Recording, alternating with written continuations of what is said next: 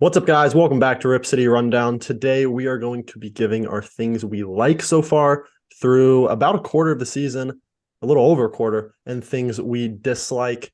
Blazers are finally back to winning basketball after touching the 500 mark after that Lakers game. We've won two in a row. We're getting healthy again, and we're in the midst of a nice 4-day, 5-day break. So, Yep. Blazers hopefully are getting healthy, getting rested before a nice December stretch where I really think we could go on a little bit of a run and get back up into the thick of things in the Western Conference. So we'll be giving our Yeah. things we like, dislike. We're each brought three, and we'll see if we have similar ones. I don't think we will, but we try to get super specific, and just these are all obviously our opinions. So take it with a grain of Yeah. salt. Let me before we get started, I just wanted to obviously see how y'all are doing. Obviously, expectations have been not tempered, but Mhm. when we were 9-4 or 10-4, we were like, oh, home court, 50 wins. Man, the NBA season's long, you're gonna go through some ruts, and that's definitely kind of reset expectations, this losing streak. So I'm curious on this kind of like I think was it 7 out of 9 or 8 out of 10 slide that we had. What was the rock bottom moment for you guys? Like I'll just share mine. It was when Norman Powell just outscored our whole team in the fourth quarter. Oh, Uh, for did I sure. freeze? No, Yeah, you you did for a didn't. second. You buffered for 1 second, but we got it. The Norman Powell. I was gonna say that, but honestly, the rock bottom moment was when the fact that we started the podcast early for the last one because the Lakers game was already over. Yeah, we usually do our podcast after the games That's when they're on funny. Wednesday because we record Wednesday night. Today we're recording Wednesday afternoon for other reasons, nothing to do with that. But yeah, we were recording the podcast while we were getting blown up by 20, just knowing we were going to lose. Anyway, yeah, that was probably rock bottom. But hey, I'm feeling good now. I'm actually going back home to Portland in a couple hours for winter break. Are you catching a game? I'll Maybe probably catch some games before Christmas. I a don't know what vlog? games. We'll look at the schedule. Yeah, I'll do a vlog for you guys then. Oh no. Yeah. But Oh, I do want to say. I do want to. Oh, you go ahead and give your thing. The I rock was just bottom gonna if you have say, one. yeah, I was just gonna say after that Lakers game, but good to go 2-0 after that, psychotic rant last week. So, um, yeah, I'm doing good. I'm doing good. I do want to touch a couple things. First, me and West actually will be in attendance for two Blazer games here coming up in just over a Is week. that is that We the were is that the little Texas roadie we're doing? little Texas roadie. We'll be going to the game in Dallas and the game in Houston on back-to-back nights. Well, Lucky. flying it. It's literally just our big Christmas present. Like I don't think we'll be getting any presents here. Not that we still get them, but also merchandise Yeah, let's dropped. drop this right now. This is the newest shirt. It's actually insanely fire. The Rip City Rundown shirt with the Oregon, the reindeer, PDX hoops. Then check out Show me that the back. back. Let's see Come on, that back. come on, guys. Okay. Come on. Three. And then Yeah. obviously the red Rip That's City clean. Rundown, the hoodie, the black Rip City Rundown, and the bad shot is still available in This is right stores here. at ripcityrundown.com/shop. So go check those out.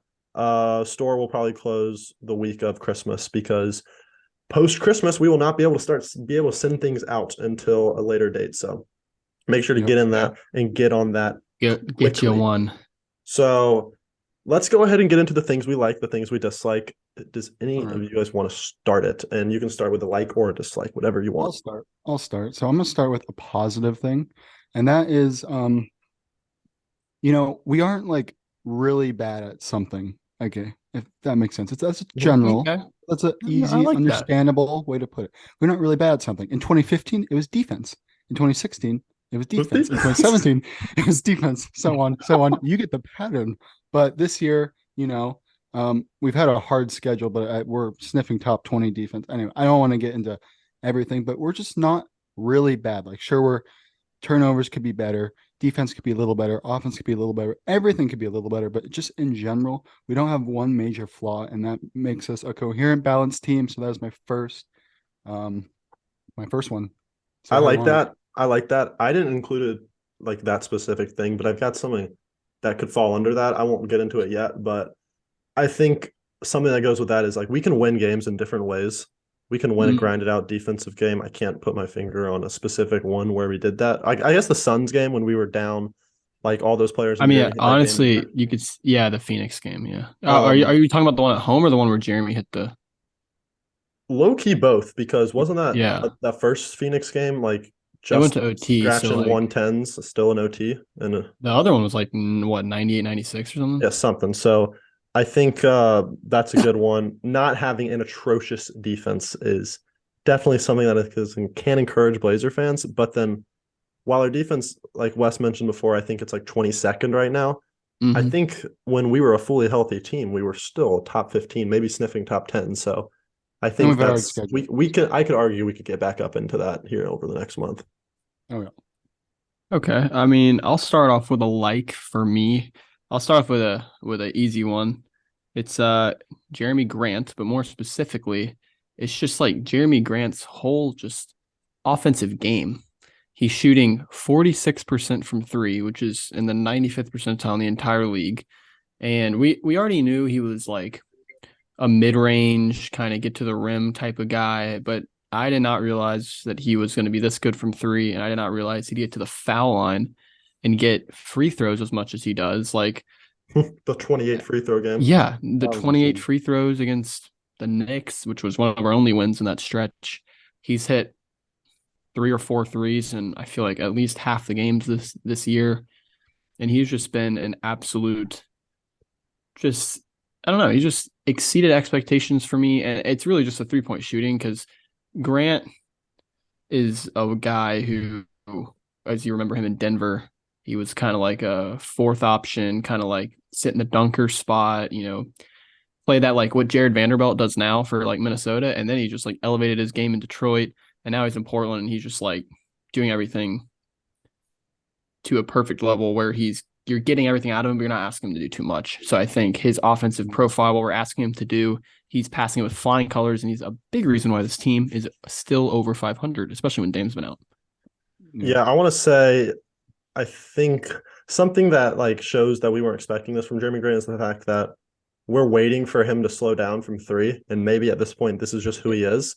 Not 46% from three level, but maybe a 40% shooter. I want to Yeah. say that was one of my likes too, but I also included Anthony Simons in that because a couple stats are both Anthony Simons and Anthony Simons and Jeremy Grant are both in the top 20 in the league in the 3-pointers made per game.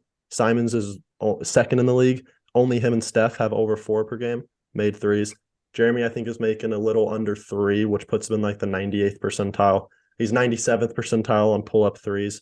He's the 96th percentile when it just comes to three-point shooting in general. I wanted to find something with like his post-up game. I couldn't find a specific stat because I swear he takes the hardest, like Yeah. LaMarcus Aldridge type post shots, I and was going to say that as well. they seem like they're never going to go in, but they always do. So the fact that I'm trusting Jeremy Grant with the way he's playing and the amount of usage he has, because his usage level is off the charts right now. That goes into injuries, but the fact that he is doing this is just wild. Yeah, you guys explained it well. Hit all the points. All I will say about it is, when you see the number 46% from three, you don't typically think of, a first option, even second option. You're probably more thinking like, a catch and shoot type of player. But the fact that, like you said, he's taking 3 attempts this game and hitting them, with this high of a percentage, despite, these are hard shots. I mean, they're catch and shoot. It's not like he's doing step back threes like Dame, but these are contested threes he's taking. So it's just really impressive. And his high release point helps, which is a very useful attribute to him. But, and going back to the usage thing that you said, Cole just pulled up his usage rate like per year. So this year is the third most usage he's had in his career, and it's obviously behind the 2 Denver years. But last year in Detroit years, the 2 Detroit years, last year in Detroit, he was at 24.5%, and this year's at 23.5%. So like, and that was as being the number 1 option on the Detroit team, and now he's theoretically the third option. Obviously, with Dame coming back, you can see that number like go down. But in his Denver years, even OKC years, he was hovering around 15%, but he's definitely going to be like in the 20%. So he's shouldering a lot of the load, and he's scoring efficiently. He's getting to the free throw line. He's never been a huge rebounder, but he's had some games where he's been big on the glass for us. And, you're talking about like the tough shots that he takes sometimes, and sometimes he'll like have a tough shot that goes in, and sometimes he has a tough shot that just like, you're like, why would you take that? Like, it's just a really tough shot for 2 points. But when a guy's giving you that much on the offensive end, it's like Dame. Like Dame's gonna shoot a logo three, and if it goes in, you're like, best shot. And if he misses, you're like, why are you taking that logo three? But you live with Dame shooting it, obviously. So I think Grant's at that point where you can live with Grant having a couple bad shots a game because he's doing so much. At this point, Jeremy Grant, it's not just biased Blazer fans saying it. All-star? He actually is, like, if the All-Star game was today, he would be in it. Because the forward spot isn't as strong as the guard. Because I was just listening to a podcast Dame's today. making it, right? What'd you say? Dame good. Dame will probably make it. I was just listening to a podcast earlier today, and they were giving their All-Stars like to this point. TTW. And one guy had Jeremy Grant in it. Most of them didn't have Dame because they were like, if Dame had played enough games, he would be in it. But I think the only reason Jeremy Grant won't make it is because the Blazers won't be a top 3 seed, and they're not going to give 2 All-Stars to a 7 seed. No matter, do you want to know what's going to stink though? The fact that we're going to have a better record than the Lakers, and a lot of teams will, and the Lakers are going to get 2 All-Stars because unfortunately they actually do have 2 All-Star players, but their depth is so fast. The hard thing there is like those 2 guys are like former, or was Anthony Davis ever an MVP? No, but like defense player of the year, MVP, like he's numbers. in that conversation. So obviously, like even like Russell Westbrook is probably going to get a ton of fan votes. It's the nature of the game. It's the nature of the fan vote. It's the nature of playing for the Lakers. It's the nature of being on a LeBron team. That's what's going to happen. So that is going to be unfortunate, but the Lakers get everything but wins. Yep. All right. Do you want to hop into the next point? Yeah. Okay. Dislike. Let's go dislike. I'll throw up a negative. This one's kind of weird, unique, but just interesting to think about. That is the rest of the NBA. Okay, so listen to this. Our goal is to win the championship, obviously, every year. And this year is supposedly that year, like we say every year. But the reality is you have to be the best team in the NBA. And this team, or this year in the NBA, seems to have some outlier teams that are playing abnormally well. That are going to be very hard to beat if that day were to ever come. For example, I'm mostly talking about the Bucks and Celtics. Bucks 17-6. Celtics 20-5 right now. 20-5. And going to TD Garden, winning 4 times, it just seems like an impossible goal at the moment. But never doubt us. But that's one negative. I feel like the NBA is more, I guess, like stretched out this year. Like 2019, I think, was a really like we say, a window where we could have actually made the championship because of all the injuries that happened and stuff. But I guess what I'm saying is this year seems like a harder year than previous years to win a championship, if that makes any sense. Yeah. Like, do you think this year is more competitive so I think the distribution is bigger. The worst teams are worse and the best teams are better, I guess. I'll agree that there's more better teams, but like for the Dame could never get out of the West just because there was the best team ever assembled in like the Warriors. So like the Steph, Clay, KD Warriors are probably like, I think there's more parity in the league. There's like are you scared of the Celtics as the same as you were scared of Steph, Clay, and KD? Okay, no exactly. I would say because there's like, I mean, that was just like the Warriors were the best team. Like, who was the second best team? There's just way more like good teams. I was gonna say like the Blazers theoretically have a better chance to beat the better teams than they have in the past, but there's more instead of there being 2 really good teams they have to get and hope they can get lucky with injuries. There's 8-10 better teams than them that like realistically could smoke them. So like even when I was writing my preseason like Western Conference predictions, I put the T-Wolves at 9, and I was like, there's no way this is the 9th most talented team in the West. They have freaking Rudy, we in Minnesota now, and they have D'Lo and Edwards. I'm just like, that's crazy. But there's just so many good teams in the West. So yeah, I agree with that statement. It depends on how you look at it for sure. You want to go, Cole, or do you want me to go? Yeah, I'll bring one. I'll just bring the obvious one on. In my opinion, like this one's pretty obvious. It's Yusuf Nurkic's finishing. Oh, I And got stats for that. I got I just made a whole video going through Yusuf Nurkic's percentiles. It was a controversial topic, and I'm not hating on the guy at all. I was the one at the beginning of the season where I was like, I think Nurkic could return to pre leg break Nurk. I was like rooting for him, and I still absolutely am. But he is in the 11th percentile in the league in finishing, and that takes into account all positions. So Yeah. as a center, you should be in the top 50 percentile no matter what. He's in the 11th percentile. He's the third worst shooting big, or third worst shooting percentage among starting centers. And everyone, like, when I bring up this stat to Blazer fans, everyone's like, "Well, that's not what we need Nurk to do. We paid Nurk to play defense and get rebounds. You don't pay someone $70 million over 4 years to just get rebounds and play not elite but solid defense. He needs to be better at finishing on the offensive end, especially if we are going to give him the most post ups in the entire NBA. That's just wild to think about. Yeah. But Nurk's finishing. That's coupled fair. with his contract. Yeah, I agree with that. I want to give Nurk a little bit of credit because he's somehow become a good, decent 3-point shooter. I still wish he didn't take as many, but I mean, now when he takes it, I'm not like, what are you doing? It's more like, oh, I hope this goes in. So that's a positive. The other one is he's still one of the best screeners in the league, and that's under. But when people think that we don't like Nurk, they're like, Nurk like is a good finisher. He makes over half his shots from the rim, and it's like, yeah, but in the context of DeAndre Ayton, who makes 8 every 10, Nurk's making 5 of 10. Nurk's leaving like 6 to 8 points on the board, and every NBA game comes down to an 8-point game. Mm-hmm. Like, look, I like Nurk because obviously he's our best option, but like, would you rather have Miles Turner or Nurkic?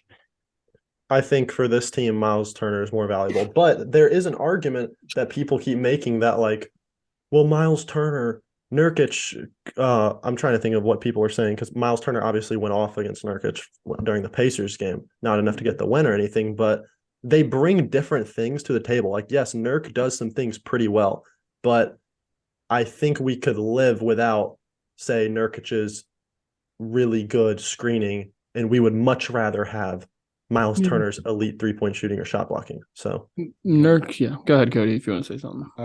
I agree with you guys. I don't have much to say about it. It's just, it's frustrating because he has, I guess, the build to be a good finisher. And when you're 11, he's got a really good build to be that. Like 11 is just to be 300 pounds, 7'1". Like he is a strong person. I don't know how much he can bench, but probably a lot. Inside joke, but. Yeah, anyway. I want to say on B-Ball Index, which is what I was using, they like obviously have percentiles. And then if you're in the 100th percentile, they give you a crown. And if you're like have an F, they give you a poop stain. And Nurk has a poop stain next to his finishing. Yeah. Because he has a F grade among NBA players. At the end of the day, just for me with him, it comes down to consistency. Because we all love Nurk when he has his incredible games because we're probably when Nurk's playing at like a 18 and 12 type level, we're probably one of the better teams in the West just because, we have 2 of the best shooters in the backcourt. Jeremy Grant's become a bona fide 3rd star, arguably because he's 2nd star. So when Nurk's doing his thing, like Nurk is just the X factor. So obviously he's going to get more scrutiny. And obviously it's easier to blame someone for missing a layup than for someone missing a logo 3. Like it's a layup. So yeah, like we're not anti. Complaints are valid. We complain.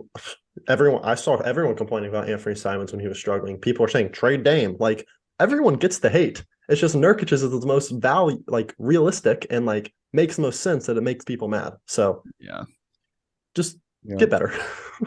Get better. Okay.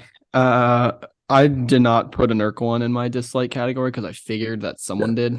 So I knew that'd be a discussion topic. I'll go with one that is just kind of a trend that I've noticed. Not a lot of stats to back it up. It's more just eye tests, and that's just we get off to some slow starts. Mm-hmm. And it's great for me from a betting standpoint because I'm like, oh, the Blazers are -2. I'll just wait till they're down 10, and then I'll take their money line at plus value. So it's great from a betting standpoint, but we just have slow starts, and I don't know why that is. There could just be a level of unluckiness to it. I haven't really looked at the start of games closely enough to really look at it, but I get obviously turnovers probably play a factor. Without Dame the past week and a half, you're like, all right, Simons, you're going to run the first 3 plays of the game. Defenses are going to do something funky. But yeah, I don't know if you all have noticed that. Slow starts. Oh yeah, we are as of last week, we were the second worst first quarter team in the league. Yeah, Yeah. no, yeah, I just looked it up. We score. I don't know about defense. This is literally just points per game in the first quarter. We are 4th worst in the league in points per game in the So first quarter. we're still down there. Yeah, I don't know why. I mean, I guess from a just mentality standpoint, it's different. It's a different time of the game. Like we're a clutch team. We do good in the fourth quarter. First quarter, I don't know. I don't know what's different. Like I said this last podcast, you guys play sports. I played sports in my life. It's a different feeling, I guess, the first quarter than the other quarter. So I wouldn't call it unluckiness. It's a genuine thing or whatever you want to call it. But I don't really know. I don't have an explanation. We just gotta It's just a Chauncey's probably dislike. just gotta I just change it dislike up. it. Yeah, I don't think there's like something you can point at. I mean, Simons typically like he gets hot in the second half. Like maybe it's like we need time, like our guys need time to feel out the game. But again, that's like the obvious thing to say. I don't think there really is something you could say. So Yeah. I don't like All it right, either. so I think we've all done one like, one dislike so far. Yeah. All right, round 2. I'll start only because it has to do with Simons, and we were just talking about him. Yeah. One of my likes, but you could spin it either way, but I'm gonna spin it into a like because you could say he's inconsistent, but I'm gonna say I like it because Simons has these heat check quarters that he can just carry an offense for a quarter. And this has been again, all these things are with Dame out, so this could all look different, but Jeremy Grant's having a rough shooting game. Anthony Simons, like first quarter against the Jazz. No, what did he have? Excuse me? 23 in the first? Yeah, it was 22, I think, or something. In the I think Clippers he's- game, he might have had like 6 threes in the second, or maybe that's a different game, but Well, he had obviously the original one against Denver. oh, the Nuggets, yeah. But I could probably, I don't want to say, I think at least 3 20-point quarters already. That's valuable. My man's a microwave. Because like if in a big game in the playoffs, you steal one of those games, like you're not playing a good game, and Simons comes out and hits 5 threes in the third quarter, and suddenly you're in control. Like that changes the Playoffs, series. not playing. Playoffs. Yeah. Playoffs. Yeah. Finals, how about? I mean, I'm gonna just say mine because that's exactly what I said basically. Just Anthony Simons and his heat check moments, like sure, like he's up and down, and the fact that he has shown where he is capable of at points, which is crazy. He gives me Klay Thompson vibes when he checks, and this man is young too. So like I've watched probably 5 Blazer games in my life with Anthony Simons where I was genuinely saying to myself, oh my gosh, he could break the 3-point record. Dude, this that's game. I thought that when he was playing the Clippers game. Whatever game he had like 8 threes in the first half, I was like, why would he the not record break the record 14? tonight? Yeah, I don't and know. also so. I'm just want to lump this in with just our future because like we're gonna have Simons unless we trade him or whatever. Like he's just such a valuable piece to our team, especially with his age. And like basically what I'm saying is he's a lock that we're not gonna be a tanking team like 3 years down the road unless something awful happens. Like he's just the future. So. Well, he's the perfect segue when you exit the Dame era. Like he's that next. Yeah, I that's a obviously seen a lot of comments that are like, "Oh, it's Simons and Sharp is the backcourt of the future," which it could be. We got to let Sharp develop a little bit. I mean, if Sharp could have a Simons type leap, then look out. That backcourt would be like the one in Cleveland right now, almost. Mhm. But yeah, I think that's a good point. Saying that with Simons, his like transcendence kind of like means we don't have to tank because unless we just want to trade, like you said, trade him and blow it all up or something bad happens. That is an interesting point. But he's like, we talk all this Jeremy Grant All-Star, Dame All-Star. Like Simons is putting up almost just as better numbers than Jeremy Grant, honestly. He's shooting now almost 40% from 3.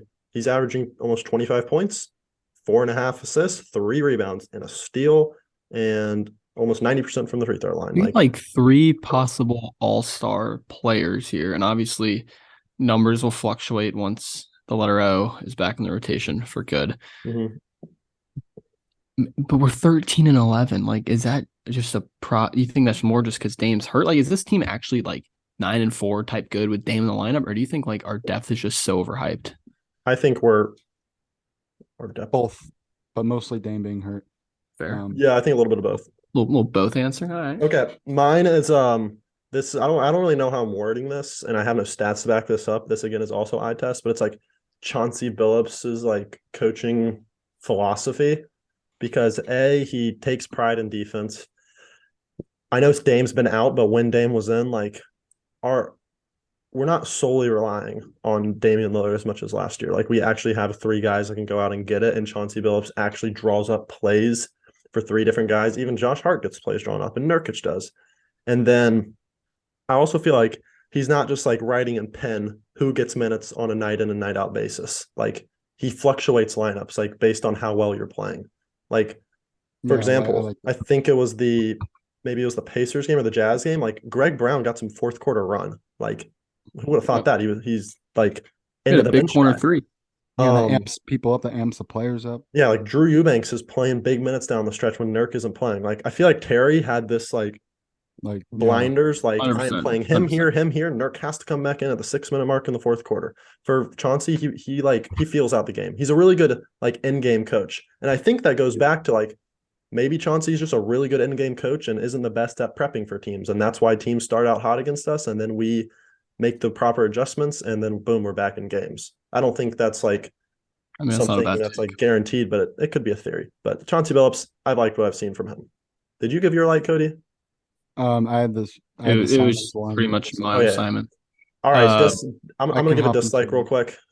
This is one we can kind of speed over because it's super obvious, but it's just the injuries.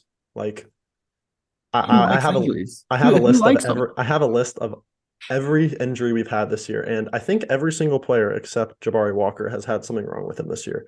Dame's obviously missed with the calf. Anthony has had some lingering foot issues and missed a couple of games too. Josh Hart has some nasty ankles and missed a couple of games too. And if you saw him the other night when he was playing, that man should not have been playing. I don't know how he was playing. Jeremy Grant missed a couple of games with some ankle injuries and is still playing with like, I heard a reporter say, I think it was like Sean Highkin, like he's spatting up his ankles like this, like he uses like 3 rolls of tape every game because his ankles need to get taped up so much. Nurk had a quad injury at one point. Winslow's had ankle issues. He's missed a couple games, and he missed with a week from like of sickness where he lost 15 pounds, I read. Nasir's obviously out with a hip. Watford missed the first 3 weeks with a hip. Keon Johnson's out with a hip still. Gary Payton is missing with ab injuries. Drew Eubanks is playing with back spasms. Shaden's playing with a broken finger that will be broken for the rest of the year. And then Greg Brown got sent to the G League. Not an injury, but I mean, I don't include that. We had a single guy who has not been injured at some point. Jabari is the only one, I think. And he doesn't play. So again, everyone wants to say like every team has injuries, but most teams don't miss their star player for half the games and still have a record above 500. If the I don't know, if the Lakers miss AD or LeBron, one of the two, for half their games this season, boom, they would be even worse than they are right now. Maybe they practically already have missed that half season, but basically injuries like have been really bad for the Blazers, and I coupled it with like the schedule has been so brutal. I'm just going to go ahead and throw my final dislike. It's the schedule. The month of November, while we were dealing with all these injuries, most games we'll play in a month. Hardest schedule up to this point. We've played the number 1 schedule when it comes to the opposing team offenses and the number 2 schedule when it comes to opposing team defenses. We're still 13 and 11, but like I think, like I said earlier, we could go on a big run in December because our schedule lightens up so much. We finally get our little thing of rest. And I remember at the beginning of the season, remember when we played like 5 games and then we had that 5 or 6 day stretch off before, I think it was maybe the Grizzlies game. And we had like 5 days off after 5 games in the season. And we were like, maybe Dame can come back because we have these 5 days off. I mean, I wish we were playing games during that because I didn't realize our schedule was going to be so tight when it came to the month of November. So it puts a little perspective on like we're we're in a good spot, and You still dropped games you shouldn't have. still, I'm not excusing the Clippers game whatsoever. That's one of the worst like performances in the fourth quarter we could have had. But injury schedule, those are things that I hated this season so far. Yeah, Not much I to mean, discuss about that. It's just it is what it is. yeah, you put it right, hit all the points. Just I am grateful though that we don't have like one big injury. Like Hmm. I rather have lots of small injuries where people are out for a couple weeks at a time than, someone break their foot or something like that and be out for the whole season. So I will say I'm grateful for that. But then again, it is very annoying. But yeah, we're 13-11. Okay, I'll go into mine. Or Wes, did you want to say anything about the injuries or no? No, I'm good. Okay. For a dislike, I'm gonna say home. Our performance at home. We are Hmm. 13-11. We are 5-5 at home right now. We are 5-5. We are 500 at home. You Motor expect Center needs to be a 13-11. fortress. Yeah, it's like Motor Center's been known to be one of the best like fan bases and one of the hardest NBA arenas to play in just in general in the last whatever 10 years. Like you're going to Moda, you're going to lose. Blazer fans are getting hyped up, but we're 5-5, and we keep talking about, oh, our schedule's going to get easier. We're going to get some more home games. It's like, okay, well, let's win these home games. You know what I mean? So that's something I want to say. Like we have a better record on the road. That's just, I remember last year, 2021 in the fall. We were started off like 8-1 on the road, and we were 1-8, or sorry, we started off 8-1 at home, and we're like Yeah. 1-8 on the road. And this year, obviously, we're way way worse at home. So I don't really know why. We've had some hard games on the road, but then again, some winnable games, just like that Clippers one. But I just hope that that will change. Also, 10 games isn't a lot of. That's less than half of the games we played. Like we played on the road more, but still disappointing. You'd expect way over 500 record Hmm. at this point in the season. So that's one of my dislikes. Hmm. Yeah, I think that's just I don't know. Maybe the schedule's been tougher at home. Like you said, you would think you would just be better at home in general. So yeah, I hope that definitely improves. That is. And we played the Grizzlies. That was a hard game, ESPN, but still disappointing. Yeah. Okay, so I'll do dislike, but it's both. And these are like stat. It basically has to do with Justice Winslow, Josh Hart, and Trenton Watford, and they all three do one thing really well, and they all three do one thing really badly. And I feel like it's kind of those three players can tip the scales of a win or a loss from a night in, night out basis because, they're more role players. So they have more variance in their performance, in my opinion. So the thing I like about Winslow, Hart, and Watford is their assist to usage ratio, pretty much assist rate, but it like takes into account how often you have the ball. So obviously Dame's gonna have a higher assist rate than Winslow because Dame gets more opportunities. So they like level that playing field from opportunities, and it's more just like throws in a little bit of usage in there. All right. So Winslow is in the 100th percentile in the league. Hart is in 99th percentile. Watford is 96th percentile. So when they're getting the ball, or assist rate compared to usage rate, how often did a player get an assist given how much they had the ball? These guys, when they get the ball, They're they playmaking. get assists. They are playmakers, and this really makes the offense hum. Here's the dislike part. Those three players are all in the bottom 15% in the league in turnovers. Justice Winslow turns the ball over 15% of the time he turns the ball over 15% of the time when he's like dribbling or using a possession. Hart is 15 and a half. Watford's 22. Okay. So these guys, it's interesting because they're either like they make a great play, drop a dime, or they're turning the ball over.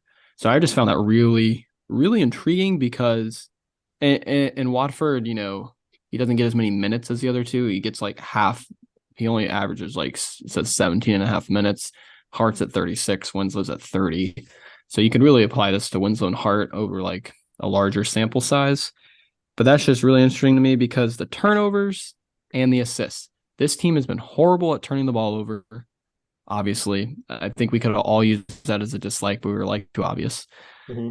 And however, we're not one of the worst teams in assist rate either. Like we actually kind of share the ball now a little bit. We have playmakers such as Winslow, Hart. Obviously, Dame has jacked his assist numbers up a little bit recently. So I think those two stats, those players, kind of is a microcosm of the team's performance. Because I think it's when Hart has a bad game, like my man has a bad game. When he has a good game, he has a great game. And, they're not shooters. They already don't really shoot the ball well. So their impact is like a Winslow to Eubanks pick and roll, easy Eubanks dunk, or Josh Hart in transition. So that's just a like and a dislike because they can do a lot of things well and they can also turn the ball over. So I found that really interesting that those three players had it was the same three players for each stat. So I thought you were going to say when you said like they do one thing well and one thing not well, I thought you were going to say shooting when you were going to say the things they don't do well, which that might be the case too, but no, that makes sense. That but they're also elite finishers at the rim. So like they just like they're just role players. They're kind of hit. They're kind what it sounds like is like they're either like hit or miss. Like they'll make a play or like they'll cost you a possession. They're not. Yeah, just and to oversimplify, obviously, but yes, that's a way to analyze it. Yeah, so that was interesting. Just the more final passes thing that I have. What do you say? I'll just say it like real quickly. It just makes sense too. Like if you're gonna try to play make more, you're gonna throw more turnovers. It's kind of just a perfectly proportional thing. But clean it up, guys. All right, that's all I wanted to say. All right, go ahead. But like Dame and Ant don't have the same like. Dame chucks some turnovers. Like Ant has a pretty low assist to usage ratio, but a high turnover rate. And Sharp, same thing. And then you have like Eubanks, who is the opposite. So like a lot of these guys, they don't correlate necessarily, but those three are kind of like just a nice little trend line. It's kind of interesting. Redundancy? Trade? No. Probably in the end, but who wants to talk about that right now? Yeah, who cares? The final thing I have, small sample size, but it's Dame's defense. Good or bad? Good. Yep. I wanted to title it guard defense, but Simons has still been a below average defender. Better than last year, but still not good really at all. But Dame is actually a net positive defender this year, and this is the best percentile he's ranked in, at least in the last, I think it's 8 years, because this website started in like 2014 or 2013. So taking out his rookie and like sophomore year, this is the best defender Dame's been over his career, which I think goes back to Chauncey, like kind of saying like, you got to play defense if you want to play on this team. Invest on that end. Also, just having Josh Hart and Jeremy Grant, like that gives you energy. Like you feed off that energy. So Dame playing good defense is a really good sign. I think when you're just not asked to chuck, 20 shots a game, score 40 to win, you're also just gonna have more energy on the defensive end. And when your abs are feeling good and not getting beat by running into screens for 8 years and carrying this team, then you'll probably play some better defense. So that's great points right there. Good point. Yeah.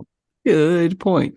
Do you got any more, Cody? I had one more dislike, but it's okay. For my one of my dislikes, I said injuries, which we said, and for my last like, I just said our future schedule. And January is coming around the corner. December for our schedule's okay, but in January we have 11 home games versus 4 away games, and those away games are Minnesota, Indiana, Toronto, and Denver. January should realistically be a fun month, guys. Hopefully, that's all.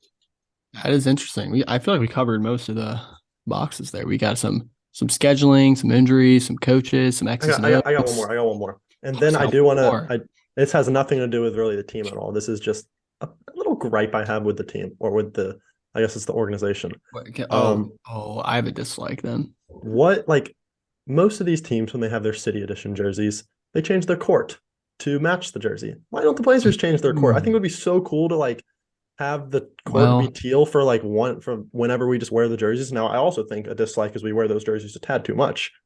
We've worn them like 6 times since we released them. I don't know if that's right, but feels like we're wearing them a lot. But it looked kind of weird having green jerseys on a red court. Like if we're going to stick with the red, just stick with the red. But if we want to go like this carpet thing, green, change the court for the times we wear it, and wear it like 4 times a year. Make it a special occasion. But fair. I don't know. My last dislike that I'm just gonna say it. I'm not gonna expound upon it because you guys all are gonna know what I mean, and I don't want to open that can of worms. Blazers Twitter, the dislike for me. Yeah. You know, It's actually okay, guys, to you don't have to just say the negative things. You can say the positive things too. or you just It might not go viral. or yeah, yeah, or you just don't have to have a end game reaction to every play, every screen. It's just like, oh my gosh, Nurk looks so bad there. Like you can't set a moving screen there. Ref overturned it. Nurk's the greatest player ever. It's like, come on, relax. Okay. Shall we do a little bit of guessing? I was gonna say we were talking about it before, but what West hopefully I'm explaining this right. West is gonna you won't explain it, West. I don't know what we're doing. So I'm gonna give you some statistics from the team, basically blind stats. I'm gonna say who is the best player that does this on the team, and you'll have to guess. And you get a point if you get it right, and the winner gets merch. Winner gets merch that Corey has. Okay. First Merch, guys. First question. We're gonna go with frequency first. This is like shooting frequency, so it's not accuracy. This is just like percent of their shots at this location. Does that make sense? Yes. Okay, so who on our team and their percentage of shot attempts, who shoots the most at the rim? They shoot it 53% of the time at the rim. I take that back. 61% at the rim. Drew Eubanks. I'm gonna say Eubanks because Nurkic has some outside. Nurkic's been dabbling in some three balls. Yeah, Eubanks. It is Eubanks. Eubanks. Point. Okay. No. So now same thing. So like Eubanks shoots 73% at the.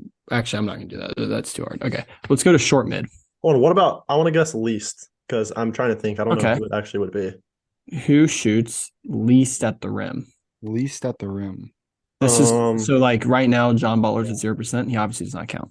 Yeah. This guy is at 20% of his shots at the rim. I'm gonna say it's. I feel like it could either be Sharp or Simons because I feel like they shoot a lot of threes. I'm gonna say Simons. I'm gonna say Gary Payton. No, just kidding. Do I say Lillard? No. I'm gonna say Simons. It is Simons. That's good stuff. Dame, Keon was second. Dame was third worst. Where's Sharp? Sharp is at 40%. So kind of mid. He's like, yeah, it's middle pretty much. Yeah. Okay, let's go to the short mid. What's a short mid? Give me this is like shots outside of 4 feet, but inside of 14 feet. So the free throw line distance. So just the short mid. You got the long middies that are like right in front of the 3-point line. You got the short middies. All right. Who is shooting the most from the short mid for how many shots they take? I have a good guess. Justice Winslow. Floater, maybe? The floaters. I could say that might be a bad guess. I dare say Simons after saying the least because he has so many floaters. I'm gonna say good point. I could just say Jeremy Grant, be a fine answer. I'm gonna say Jeremy Grant. It is Justice Winslow. I'm gonna be honest. I thought when he said Simons, I was like, it could be Simons too, because he does. So Justice Winslow's at 31%. Simon's at 14%. Oh wow. Second was Watford, so it is Winslow. Oh, that makes sense. Watford kind of has the same game as Winslow. Who is the least in the short mid at 9%? Least. Probably. Okay, I have a good guess. I'm gonna say. I'm looking at a roster. I need to pull up the roster here because, I'm just gonna say Dame. I feel like he doesn't do a lot of floaters. I'm gonna say Nasir Little. Two good guesses. It was Dame, and second was Nasir. Gosh, I was gonna say Dame. God. I want to know who I was actually gonna say. I was gonna say Eubanks, but because I swear he doesn't do anything outside of just dunk, but he has a couple of He's at 25%, but it's also just for how many shots they take. So Eubanks doesn't take a lot of shots. Yeah. Let's go to long mid. I don't know if this will be a good one. Who shoots the most from the long mid? 17% of their shot attempts. This one's easy. Wait, what did you say? I said Jeremy. Okay, yeah. I thought you said Drew. Jeremy, yeah. Drew. Jeremy. Jeremy is number 2 at 14%. Ooh. Wow, Who is that's actually number surprising. Well, it's not Dame. It's not Sharp. Okay, I'm Oh. gonna go a wild guess. And I have another guy in mind that it could be, but I'm gonna say Nasir Little. What? No. And Okay, this is I'm my gonna reasoning. say. No, Okay, go ahead. okay. You want to give your reasoning, or do you want me to cut to the chase and say it's not him? I want to change my guess and say Shaden Sharp. He dribbles and pulls up from the midi a good bit, I think. I was thinking Shaden Sharp, and I'm gonna go with that. It's Shaden Sharp. Well, wait, well, my reasoning for Nasir is like I feel like he sometimes Here's does fourth like or fifth. okay, not terrible. Hey, Okay, who's at the bottom at 1%? Drew This is Eubanks. this is mid. It's not For Nurkic. the long mid range. Who's taking tough step back long jumpers? Yeah, not. Eubanks. It's Eubanks. Okay. Let's go to corner threes. The most. Who's taking the most corner threes on the team? This is interesting. We're not a big corner 3 team because our secondary shooters aren't shooters. Um, I have my guess. you go and say it, I don't care. I'm gonna say it's Shaden Sharp. It's good. That's a good guess. I feel like I'm just trying to think of catch and shoot. Jeremy.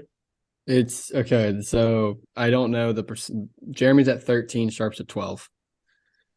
So it's Jeremy. Wow. Love to see it. All right, let's go. You want to know who Non-corner it's 3. for Eubanks? Everything that's not okay. I guess you could say, yeah, last Eubanks go. Eubanks is last for the rest of them. Who shoots the most threes frequency wise on the team? Simons. Just It is shoot the Simons. threes. Yeah. Simons is 1. Who's 2? Okay, now it might not be someone crazy. I would not overthink it. Damian Lillard. It's Damian Lillard. Who is number 3? Grant. You can overthink this one. Who's number 3? Okay, so I would think At Grant. 45%. Jeez. Ooh. So okay. It's not. Wait, can this be anybody but John Butler? It's not Butler, Keon, Walker, and Brown. No. Okay. Those guys don't have enough attempts. Okay, three balls. It could be like Nasir. I was gonna say that's probably a good guess, but I'm gonna say it, Nasir. I'm gonna say if it's not Nasir, Shaden. It is Nasir. Yeah, he third. got no Shaden's bag. fifth. Shane's Kidding. 5th. Grant is 4th. All right, let's move along to some accuracy shooting. All right, so we go to the rim. Who is shooting the best percentage at the rim on the team? Yusuf Nurkic? No. He's Kidding, guys. I'm kidding. I'm gonna say Drew Eubanks. Okay. Yeah, I would say. feel like it can't be a guard. Nasir's probably like second or third though. I'm gonna say Eubanks. Cody, that's a great take. Eubanks is 1 at 81%, Nasir is 2 at 80%. How about that? Nasir. Okay, I see you, Nasir. Get healthy soon. Yep. Let's go. Who's at the bottom in percentage at the rim? Okay, I'm not gonna get disrespectful and say Nurkic because I know it's not him. Nurk is not last. Yeah, if he's last, that's actually awful. I'm gonna say, despite how many highlight dunks he has, I'm gonna say Shaden Sharp because I feel like he gets blocked a lot. I'm gonna say Justice Winslow. It is Winslow. Wow, 55%. Sharp Sharp's close. at 62%. So he's tied with Nurk and Jeremy for Oh, third. so tied with Nurk must suck. Okay. Kidding. I'm not gonna do short mid, long mid. Let's just go to the midi. Who is the best mid-range shooter? Yeah. So Is there like a best like a defensive impact stat? I don't know, like defensive rating or. We'll get there. Okay. Who is the best mid-range shooter on the team? There's 2 guys tied at 53%. Okay. Wait, who is the name we mentioned last? Jeremy. It's probably Jeremy and maybe probably some random guy that just takes wide open mid range twos when he gets it. Like Jeremy and Dame. No, not Dame. I'm gonna say Jeremy and Dame. I'm gonna say Jeremy and Just random play like Watford. No way. Watford's tied for first. No, he's not. Yes, he is. Really? I'm Yeah. right? Yeah. No. Well, Actually, would So Jeremy. I'm being so serious. So no, Jeremy. Whew. And you were laughing at me. Let's go. Jeremy, you said like random player, and in my opinion, you picked like the least likely one, and somehow you're right. Well, it makes I don't yeah, it kind of does. Well, Watford is 8 for 15 from the mid range, and Oh. Yeah, Jeremy exactly. So many Cool. shots. 42 for 116. Hey, sample size. Tied for first is Drew Eubanks as well in the midi. What's Oh, the so stat? not Wait, Joe what's Rogan. his? How many has he And- taken? He's 10 for 19. Oh, okay. Well, I mean, still not. Like, okay, who's worst? He's 19 for 62. Wait, From who's mid-range? 19 for 62? He's the worst mid-range shooter on the team. Okay, so that's 62 pretty shots. pretty high. It's either volume. Simons or Dame or Grant. It's not Grant. It's probably Dame or Simons. I'm gonna say It's either Grant. Dame or Simons or Hart or Grant or anyone on the team, really. Well, she was taking 62 shots from the mid. It's not Josh Hart. I It's mean, you Dame. said like Grant's taken like over 100 though, right? Grant has taken 116, Okay, so it which might is the not be- highest on the team. Well, I assumed, yeah. I'm gonna say I'm gonna Dame. say Josh Hart. I'll give you Josh Hart. He's tied for last with Justice Winslow. Wow, Oh, Winslow's okay. taking 62 mid-range jumpers. What are we doing? Really? Yeah, it's 62 floaters. All right, 3-point percentage. Oh wait, that was never mind. 3-point percentage. Best on the Highest? team? Yep. Jeremy Jeremy. Grant, Jeremy Grant at 46%. Who's second? Simons Nurk. or Nurk. Probably. Nurk's Oh yeah, at, we Nurk's said at 43%. Who's third? Simons. Simons. Nope. Sharp. Yes. Who's last? At Yeah. 32%. Just kidding. Josh Hart. Nope. Okay. Winslow. Oh, It is Winslow. Winslow's the worst shooter at every area of the floor. okay. Hey, but he can pass. He can pass. You want some defense? Defense. I can give you Just a couple more defense. Oh, Anthony Davis and LeBron James out tonight. While you're finding it, you see AD started playing and then left the game because he had some sickness or something. He could have had a Jordan flu game, but it's not like that. okay. This is an interesting one. Let's go percentage of the player's shot where he was fouled. So what percentage of a player's shot attempts was he fouled on? Do you get that? Yeah. Yeah. Maybe Who's recency number one? bias, but Jeremy Grant, I instantly think of. I think of Eubanks. I'm gonna say Eubanks. I'm gonna say Josh. It Hart. is Hart. Jeremy. Ah, Jeremy, Josh, Nurkic. wow, no Eubanks. I feel like Eubanks always gets and ones. I don't know. Maybe. Eubanks then does like- bananas. Yeah. I can't really maybe- find any defensive stats, but That's fine. just that's some cool. Actually, okay, last one. Best. Who leads the team in steal percentage? Josh Hart. It's not gonna be Josh Hart because it's gonna be Anthony Simons. Yeah, it's Josh Hart. Yeah. I had a feeling it was gonna be Josh Hart. Okay, cool. Well, hopefully you guys enjoyed that little guessing game. Maybe we'll bring that every once in a while to the pod. Comment some things you liked, disliked. If you agree with our likes, dislikes. We want to hear from you. We do enjoy reading the comments, no matter how hostile it can get. Mhm. Go ahead and We love the check engagement. out the merchandise, guys. Mhm. Rip You don't know what City present to buy someone? .com/shop. All these people spending 80 to $100 on a jersey, and you could get one of these shirts for anywhere between 28 and 38 bucks. That is a deal to me. So It is a deal. I would go check that out, guys. And at the end of Isn't the day, it like super soft too? oh yeah, especially the long sleeve. The long sleeve. It's getting cold in Portland, guys. You don't want to be wearing some thick like cotton shirt that's like makes you itchy. Gotta get this one. But it'll also just support us. If you don't want to do that, drop us a like, subscribe.